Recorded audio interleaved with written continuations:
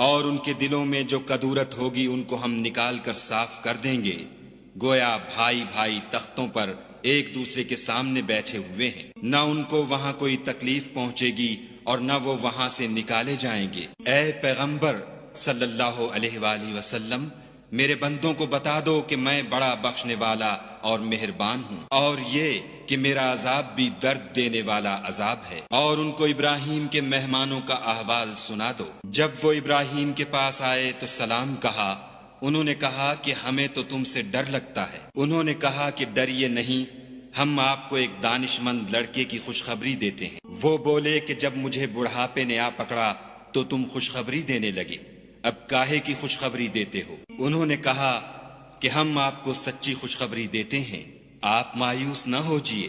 ابراہیم نے کہا کہ خدا کی رحمت سے میں مایوس کیوں ہونے لگا؟ اس سے مایوس ہونا گمراہوں کا کام ہے۔ پھر کہنے لگے کہ فرشتوں تمہیں اور کیا کام ہے؟ انہوں نے کہا کہ ہم ایک گناہ گار قوم کی طرف بھیجے گئے ہیں کہ اس کو عذاب کریں، مگر لوط کے گھر والے کہ ان سب کو ہم بچا لیں گے، البتہ ان کی عورت کہ اس کے لیے ہم نے ٹھہرا دیا ہے کہ وہ پیچھے رہ جائے۔ پھر جب فرشتے لوط کے گھر گئے تو لوط نے کہا تم تو ناآشنا سے لوگ ہو۔ وہ بولے کہ نہیں، بلکہ ہم آپ کے پاس وہ چیز لے کر آئے ہیں جس میں لوگ شک کرتے تھے، اور ہم آپ کے پاس یقینی بات لے کر آئے ہیں اور ہم سچ کہتے ہیں۔ تو آپ کچھ رات رہے سے اپنے گھر والوں کو لے نکلیں اور خود ان کے پیچھے چلیں، اور آپ میں سے کوئی شخص پیچھے مڑ کر نہ دیکھے، اور جہاں آپ کو حکم ہو وہاں چلے جائیے۔